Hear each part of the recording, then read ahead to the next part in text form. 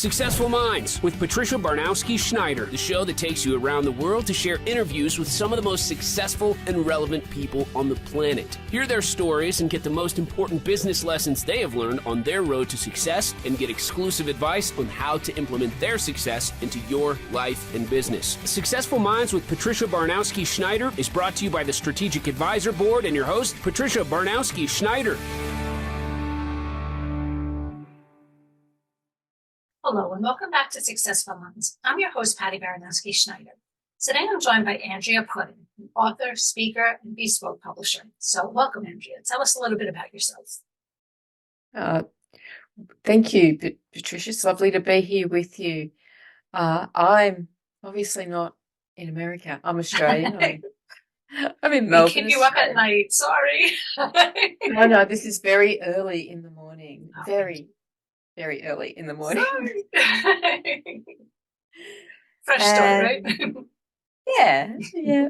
So, like I said, I'm a speaker and author, and I've written a few books, and I have a message about social mission and have people getting involved in a social mission that fills their heart. And I'm also the founder of Chocolate and Coffee Day, which is where all my social mission stuff's really started.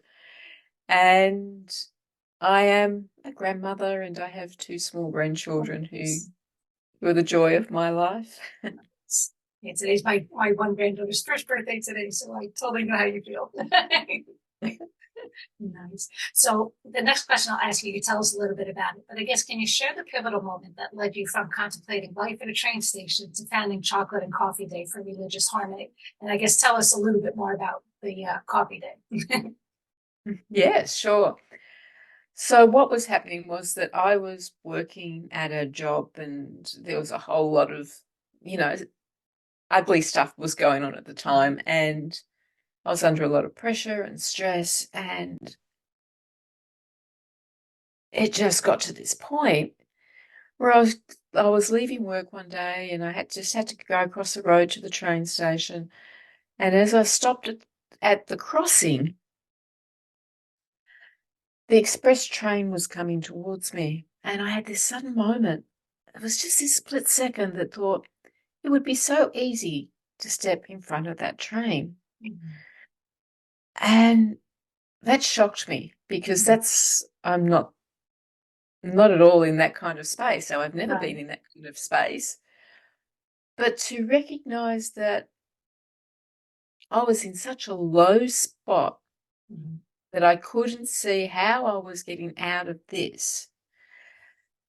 And it really shocked me, it pulled me back and thought, wow, I've got to do something here. This has got to change. So I ended up, I left my job at that point, and I thought, what is it? What is it that is missing in business?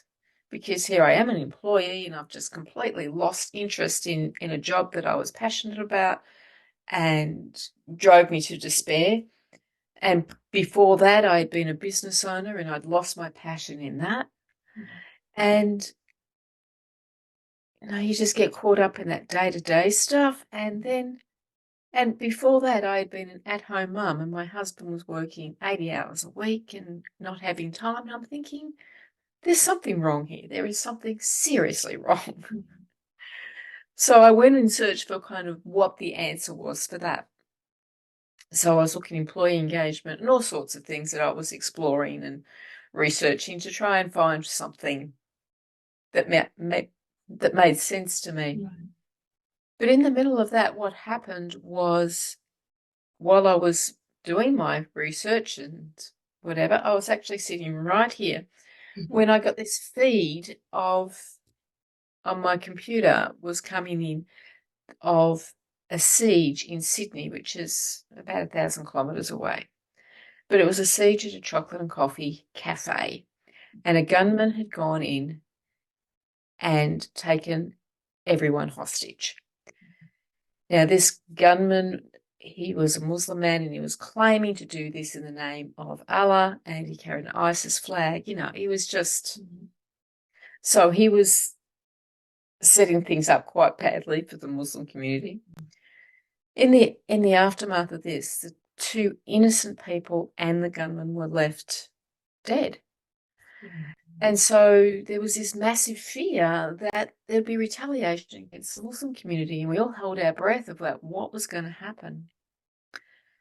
But instead of there being a retaliation, what happened was that 150,000 people went on social media with the hashtag I will ride with you, offering to ride the train, the bus, the ferry with the Muslims to ensure that they arrived safely at their destination.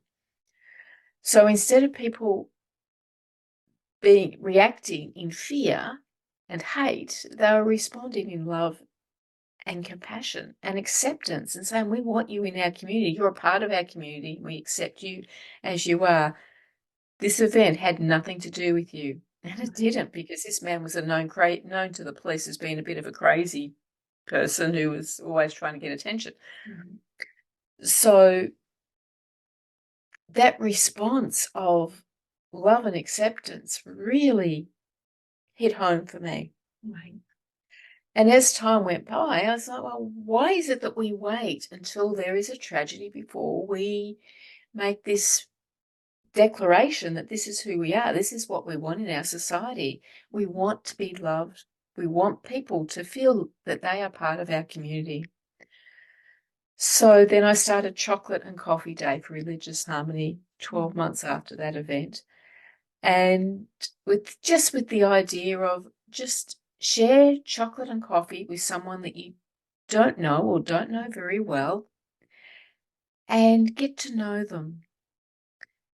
If there's someone that's of a different religion, a different culture, sit with them and listen to their story over chocolate and coffee, because this having a coffee with someone is this space where we feel comfortable to let down our guard and have a conversation. And chocolate just kind of enhances all of that with all its feel-good endorphins that make you feel good and safe. So the combination is just perfect. And I say to people, if you don't like coffee, you don't have to drink coffee. We just go for coffee, because I don't drink coffee myself, which is really interesting. So, it's just that thing of sitting down with someone over a cuppa and listening to who they are and what they're about, because that's when we break down barriers, when we listen to other people's stories. And so from that, we've just kind of, that became such an influence in my life. And I do a lot of chocolate things these days. And so that's continued on. But at that point, I recognized something had happened in my life. My life had changed because I had found a social mission, something that was more important to me than myself. And I looked at this and go, well, I haven't had any experience of prejudice because of who I am. I'm a white Christian woman who grew up in Australia in the 60s and 70s. And so that was, I just haven't had that experience. But this is something that speaks to me. So it's something that I had to do. So I kind of put the two and two together of, well, if having a social mission means so much to me, changes the way I feel, the way I do things, what does that mean in business? So then I went on that exploration. I went down that rabbit hole. That's an awesome story, though. I mean, and it is true. Like nowadays, everybody's on social media, whether it be TikTok, Instagram, whatever. And I see a lot of these videos where it is kind of funny. Someone's sitting, in a park or whatever, and it could be something somebody will walk by and just kind of hold their arm or just go hand them a flower. And one guy, like, he'll always just put a little note in everybody's pocket saying, just so you know you're beautiful, just something like that. Like you have no clue what somebody's going through. And something as simple as that sometimes could just like change somebody's day. It's just like they needed that, and most people, you're a stranger, we just keep walking, nobody talks to you, nobody even knows anything about you. And like I'm in New York, which is like the melting pot, everybody from every different country's here. And so many people are just, they're very cliquey, they stick to their own, and they don't And it's a shame because there's so much interesting just facts about everybody's background and their customs and all that good stuff. Not all are good, granted, but you got to start somewhere, So I love this mission. I think that's awesome. Good for you. Thank you. Thank Sure. you. So, I'm trying, I work on expanding it so it's not just one day. It's like Right. we can have chocolate and coffee any day. Right. And so taking that into a larger arena. Right. Now, how do you like schedule it online? Like, how does that all work? I'm just curious now. This is like so cool. Oh, well, it's I have done them online, to be honest. And I've even done events online with chocolate and coffee at conferences, which has been fun and interesting and has helped people to connect at conferences when they've been online, especially through COVID, that people have been able to connect where otherwise they would have just been faces on a screen. Yeah, I think So that's great because people from around the world, I mean, not everybody, like I said, not everybody local is going to be as compassionate and as willing. But if you had something where, like they always say, having, like a counselor or somebody who's looking out for everybody sort of thing. And just saying it's an open space, come one, come all. We're all going to chat and see one another, and people might click individually in there. And I think that's just such a great idea. yeah, so when I do it online, I get people into breakout rooms just with two people so they can have that conversation. So it's really lovely. Yeah, so for me, I just invite people to come and have a chocolate and coffee with me, but there's also that opportunity to have larger events which I've also do, but where I get people into community so that they can connect with each other, especially in situations where they may not have connected, helps them to build to just open those doors to relationships. And so, I can do that it can be done in a one-to-one, it can be done in a one-to-many, but even when it is a one-to-many, I do get them into a one-to-one.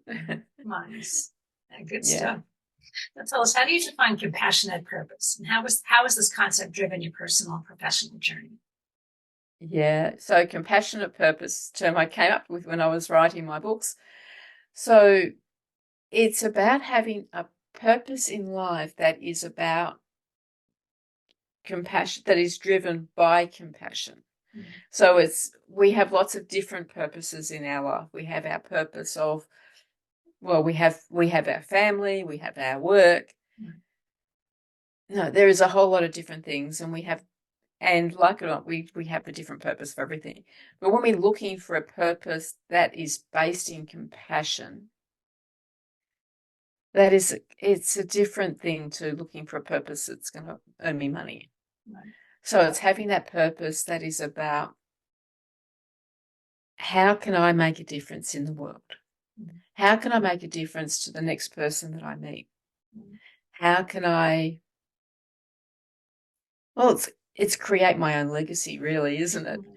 So I believe that we all have this drive within us. Right. Of wanting to make a difference. We want to feel that our life is worthwhile in some way. Right. So when we find a purpose that is based in compassion, that's when we make the difference. Right. That's when we feel like who we are is important, that we have value to give to into the world. We are a person of worth, and there is something more that we can share. We're here for a purpose. Right. That's one thing, I follow everything, and I know all religions they're kind of different, but they all have like one main theme. And one of the things is, despite who you believe in, that we're all here for a reason. And, we're basically here to leave behind a better place than we came in on, and making an impact on people, a positive impact. And I mean, this is exactly right up what you're talking about. It's, we're here. We didn't come with an instruction manual. We're just winging it every day, trying to figure out what our purpose is here. It's not supposed to be work to the day you die, but yeah, if you can put a smile on someone's face or help them to be a better person, and, just leaving the world a better place than when you came here. I mean, I think that's what it's the bottom line, and you're doing that, which I think is amazing. Great Yeah, job. it's Now you talked about it a little bit, but in your books you have compassionate purpose and compassionate prosperity. You explore the idea of fulfillment beyond traditional notion of success. So, what does true prosperity mean to you? true prosperity is, well, often when we talk about prosperity, we might think about how much money we have in the bank. We might think about having our homes, our cars, our holidays, being able to afford the lifestyle that we financially want. Right. But true prosperity is about us living a life that is fulfilled in what we do. Right.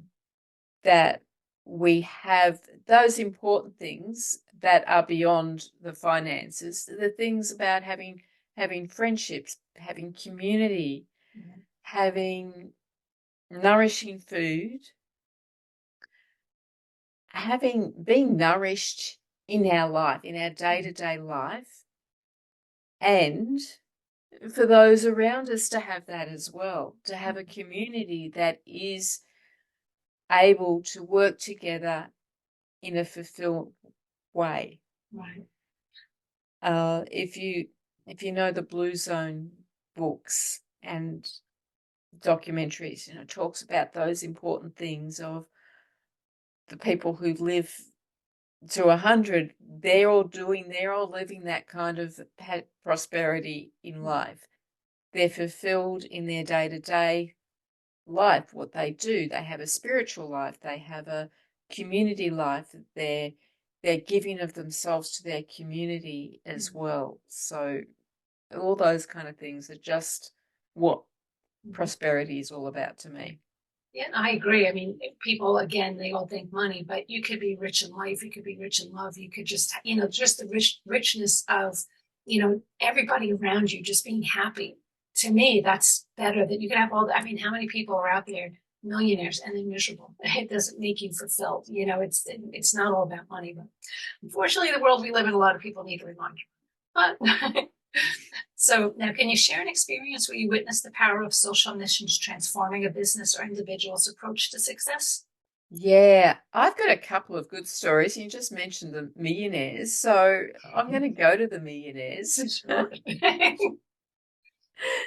because I opened both books with different millionaire stories, so it's really it's quite cool. It was meant to be, see? Yeah. So let me go to one that's in America. And so he's a billionaire, and he was highly successful. He was building real estate artist. Frank, hang on. Check his my thinking. Frank is his name. And he real estate artist, and he had just sold the biggest house that he had ever done, worth the most amount of money. We sold it for millions of dollars. And it hit him over the head. He felt miserable. I was like, well, what's it all about? It's like, I should be on top of the world. I've just got everything. I can do anything that I want. And I've at the top of my career. And what's it all about? Looking for that And meaning. yeah, had like absolute no meaning in his life. And it was like, well, what's the point of going on? Right. And fortunately, at that point, he had a really wise coach who said to him that you have lived your professional purpose. Now you need to find your spiritual purpose. And so with that, he went on an exploration about what he could do in the world. And now he builds whole villages in Haiti. And he doesn't go in there and well, I say he builds them, he provides the finance and the support to do that. so that the community can build what they need. Right. So he's not going in and saying, "You need this is what you need." It's like, what do you need? Right. And I'll provide the finance and structure to allow that to happen. Wow. It's amazing. So that completely transformed his life, his business. It gave him reason to go on and keep doing what he was doing, Right. because now what he was doing wasn't just filling his bank account, Right. it was changing lives Right. in a big way. So, you know, and I have lots of stories like that in my books. So.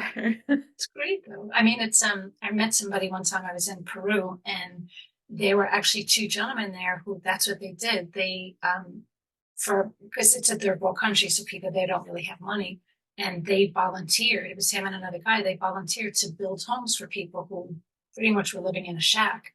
You know, and I thought, oh my God, that is so nice. And there's, you know, there's a lot of people out there that do things like this. Unfortunately, not as many as should.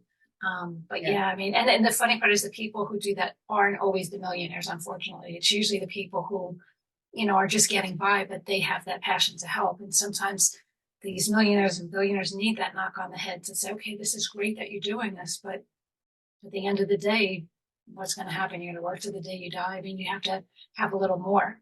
And Yeah. it is, you know, it's just, I know even for me, it just, you feel so great when you're doing something good for people. And it's better than any paycheck. It's just, you know, you realize like, wow, and it's something tangible. It's like, you know, look what I did for this person. And look, I feel good about myself because I helped them get to where they wanted to go, you know, and that's great. Yeah. Good So, stuff. and that's the important thing that I focus on in my books too, is that while I might use these stories of millionaires, I also use the stories of that go right through the stream to people who grow flowers and take them to a hospital because that's what they can do. Right. Or just offering a kind word Mm. and being focused on that. So it's working at a capacity that feels good to you. I love You hearing these stories. you I don't have to be the person who has millions of dollars or raises millions of dollars. You can be the person who walks down the street and sits down and talks to somebody who's feeling lonely. Exactly.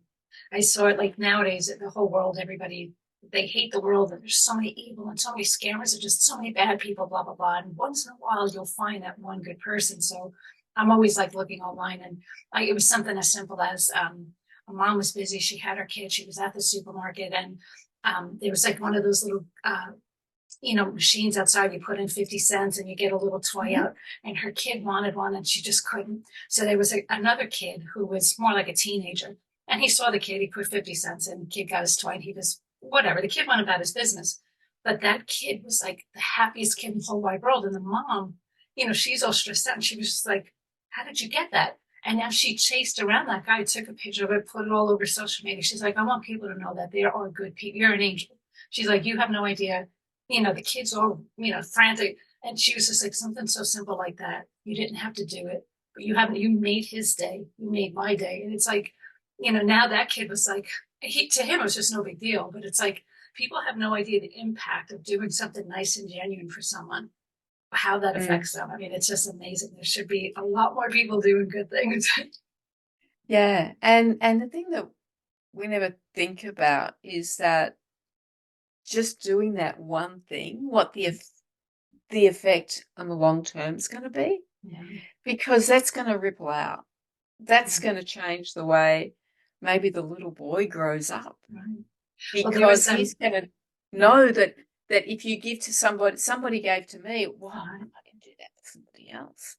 And the teenager who did that is going to, because of the response that of the mother, is like, well, that's going to change his life even greater. You know, Right. it just makes such a big effect to a long term. Yeah. I actually read one today too, where there was a mom again. She had two kids, and every time they went to the store, they were always yelling, screaming. They wanted to get something. So she told them, listen, we're going to go to the food bank. We're going to give two things to the food bank. You guys pick out something. So the kids like felt like, oh my God, we're in charge. And they like really went through, but they put a lot of, they were so proud of the two things and they made it a weekly thing. And now the kids are telling everybody, we're going to the food bank with this little week. So now that's becoming a trickle effect where people are like, well, maybe I should bring my kids. So now you're helping the people who need it. But these kids feel so great that look what we did. And they forgot about all this reckless craziness because they wanted the sugar cereal, blah, blah, blah. It became a good thing that they were doing, and it became an everyday thing, every week thing. So I was, I love hearing stories like this. I'm like, that is so cool. But yeah, it's such a simple thing that you just need someone to go, oh, yeah, that is a good thing. And the effect that has on the children on a long-term basis is just amazing. Sure. How have your personal challenges and the quest for joy and fulfillment influenced your approach to coaching and guiding others? It's a big influence because it's very easy for us to go, well, here's a need. There's so many things coming at us all of the time. There's always, because I'm talking about getting involved in social mission, volunteering, doing good things for people. But there's this important thing that we have to remember. We have to look after ourselves. And I'm also very aware that when we do volunteer or get involved in something, there are times when it becomes a drain on us. It can, because the demands can be a lot. And if you're not doing what it is that sings to your heart in many ways, you're going to quickly lose interest. And that's when it's going to become a drain. So to me, what's the important thing with what I do is finding those things that do make your heart sing, that you're volunteering or whatever it is you're doing in a way that fills your heart. So, for example, if I was to volunteer at an organisation and they had me and they said, well, you're quite good on the computer, can you enter all this stuff on that database? Or, look, you can do a website. Can you do our website? Now, if you ask me to do that, yes, I can do it. I can do it. Yeah, I can do it. Yeah, sure. Okay, I'll sit here and I'll do that. It will drive me to despair because it doesn't fill my heart. Now, other people love doing that, and that's wonderful. Get them to do that. All right. And let me do the things that fill my heart. So really, I focus on that, finding what it is that's going to bring you that joy. So it's got to be a fit in your. It's not so much your skills, but it's the things that bring you pleasure. It needs to be the things that align with your values. It needs to be that thing that just sparks you to just go, I have to do something about that. I can't not do it. Like me with chocolate and coffee. It's well, whenever I see anything with prejudice, I just get, so I have to do that. I have to. Well, the quality always comes out too. Like what my work, I'm very passionate. I love what I do, and it shows in my work. And then you have other people who it's just a paycheck, and you could just see that you don't get the same result because you don't have that passion to do what you're doing.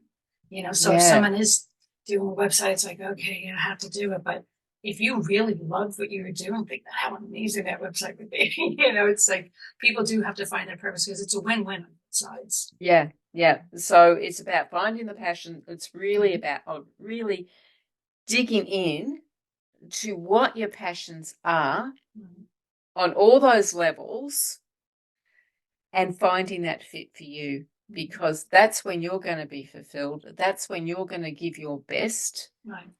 You're not going to be strained as much. And from an organizational point of view, as a leader in volunteering, I want people who are at that level, that have found their passion, because they're the ones that are going to stay. They're going to be committed to what they're doing, and it really is going to be a win for everybody. Nice. That makes total sense, though. And tell us, the Social Mission Revolution podcast features stories of individuals and businesses engaged in meaningful missions. So what has been one of the most inspiring stories you've encountered through the platform? Oh, so many inspiring stories just flick before my eyes. You got lots to talk about over coffee and chocolate, see? I do. I think my favorite one that I seem to always come back to, I don't know, maybe because, yeah, it just always comes back to me, is a story of a lady in Melbourne who is passionate about ensuring that children have books. Nice. And her charity is called 123 Read to Me, and she collects books. Gently loved is what she calls them. So people, they've got books. Their children grow out of their books, and they have so many books. She collects those, and then she provides those to children in low social economical situations, because those families do not have books. If you're struggling to put your food on the table, you cannot afford books for children. And so she distributes hundreds of thousands of books to Australian children. And it started in Victoria, but she does it all over Australia now. And when there is a tragedy, such as when we have things like floods where kids have lost everything, bushfires where they've lost everything, very quickly the children are given books. So it's a beautiful charity, and I love to support that one. And she's obviously on my podcast. And so that one just always makes me feel good when I talk about it. So I talk about it all the time. I mean, that's awesome. And it's funny because they actually have websites, like one in particular is called Free Cycle, which is a website where it's the same. Like if my kids are grown and they don't need their bike anymore, I have the toys, you don't want to just throw them away because there's someone else who can use it. So you could put it on there and say, this is what I have. And then somebody else who needs it's all for free. You meet up with them. Or if I see like a neighbor throwing something away, I could be like, they just threw away a dollhouse. I looked at it, looks really good. But then second, somebody swoops up, so, there's so much out there that people don't just have to throw stuff away because there's always someone. It doesn't mean they're poor, but it just means that their kid can probably use it, or maybe they can't afford it.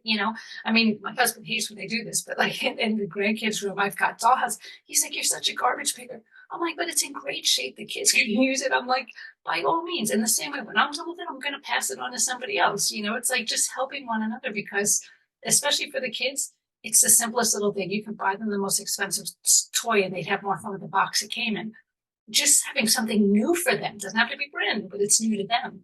You just made their entire year. They're like, oh my God, this is so awesome. So someone else who's looking out for the kids, and especially if there was a tragedy or fire, give a kid a book and they forget everything else. They're just focused on that, which that's such a great, great thing. Yeah. And one of the things that I do love about Melinda is that she gets people involved, and they have book sorting days, and they bring your children. And so the kids will come and help book sort, and she will always let them you choose a book that you want to take home with you. Nice. And she has schools where kids are collecting their old books and giving them, so she's getting children involved in this as well. Right. So it's beautiful. So cool. Especially, I mean, again, it's new for the kids, and then they feel, empowered because they're helping, and this, they're helping with the grown-ups. This is so great. It's a win-win all around. Nice. Yeah. Now tell us, as a bespoke publisher, you help authors bring their messages alive. So what advice do you have for aspiring authors who wish to make a difference through their writing? Do it. Get your book out there. Yeah. Your message is important. So it's very easy to think, well, read your own stuff, then you think, well, who cares? But reread it. It's pretty awesome. And what you have to offer is going to change someone's life. And that's really important. If you can change one person's life with what you've written, then it's all worthwhile. So I really encourage writers to share their message, to write it, even if you're not a writer. Don't be discouraged by the idea of writing, because there's a lot of help you can get with book coaches and editors, and I have a good one, and who can guide you on that process, who can help you to get your message out. But getting your book getting your work into a book and into the world and into people's hands is a significant thing. Not many people do it. And if you can, that is a legacy that's going to be there on an ongoing basis. Right. People can always find it. They can find you if you've got books.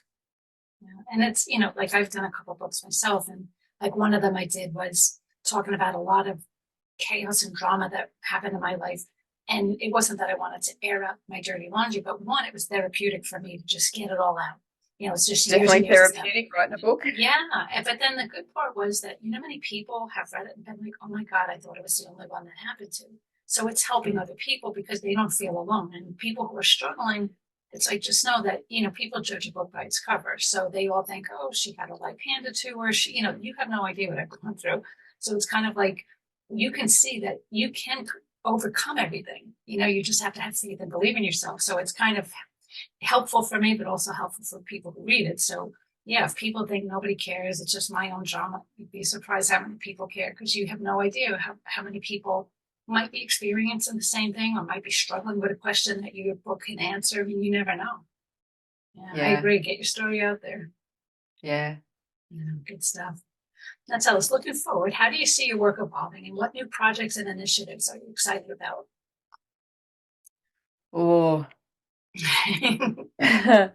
my work's always evolving. So I'm getting the social mission message out into the world on a bigger scale. So that's always forefront in my mind. And I'm working on what I've been calling chocolate and coffee breaks, but I've been told to rebrand it. So I'm looking at that and making that more of a accessible thing in communities and businesses to bring people together. So I'm getting that together to build into a bigger arena, so that it's not just chocolate and coffee day. It's something that helps to build community wherever people are. And with the publishing's growing, and we're excited about a project that I'm currently working on, which is a anthology book with different authors. But it's what we're doing with that is it's over a 4-week period, and we've got book coaching to help people to write their stories and get them refined, and the editing, and they'll have the publishing experience so that they know what's going on, because that's the way I work. I usually work very heavily with authors to get the book to be what they want, so it looks beautiful and presents them and their message nicely. So they'll get that experience, and then they'll get marketing and PR expertise in there as well with coaches in that area. So it's a beautiful program. And so we're just working on our first one, which is a tea party with joy, which is about whispers of happiness in everyday life. So it's about those stories of happiness. To encourage those who needs a bit of a pick-me-up, they can sit down and have a tea party with joy. Nice. And so what also excites me about that is that we're giving quite a nice chunk of money from that to 1, 2, 3 Read to Me. Oh, so we're going to be So we hope to do a few of these books, and then as a fundraising activity that we can give a nice donation to charities that mean a lot to us. Nice. Now, your new chocolate endeavor, you should try coming up with an app. Everybody has an app now. But this way you could be like, everybody's on Facebook or LinkedIn, and, you basically form a community for people around the world. They can communicate with each other, set up different things. Maybe someone else will say, hey, I volunteer to have my backyard for the next one. You never know. Throwing ideas out there, but yeah. Yeah, that sounds like fun. I'll have to put that on the wish list. Yeah, you never know. So anything else you have going on that we didn't cover that you want to talk about? I'm trying not to have anything else going on. I know you have too much time on your hands. Come on. Yeah. But I'm hoping to get back to podcasting in the near future. So I'm going to just do a bit of a revamp and try and bring chocolate and coffee and social mission into a blend, into a new brew. That's nice. And I love what you're doing. I think it's amazing. And, like I said, there are some people out there that are always trying to do good, but not enough. I think a lot more people need to, like I always love when people say, just smile at somebody. You have no idea how, you probably made that day for that person. You don't know. They could have been like suicidal that moment, and then something like that is something that could change their whole attitude for the day. It's like, you don't have to be so horrible, Yeah. Send out good vibes. Yes, absolutely. We need to do. Yeah. So now tell us, how can people get a hold of you and learn more about you? Okay, so they can go to my website, www.andreaputting.com.au, and I do have a few other websites, Social Mission, Chocolate and Coffee, publishing, Putting Words. And so, but they can find them all just by going to my website and my name. Easy to find. I'm the only Andrea Putting in the world, so they can just Google me and they can find me. So I'm on LinkedIn, Facebook, Instagram. Nice. Awesome. Well, thank you again for being on the show. Again, that was Andrea Putting. So thanks for listening to Successful Minds with Patty B. And never miss an episode by subscribing to the channel. So thank you again. Thank you, Patty. It's been a pleasure. My pleasure.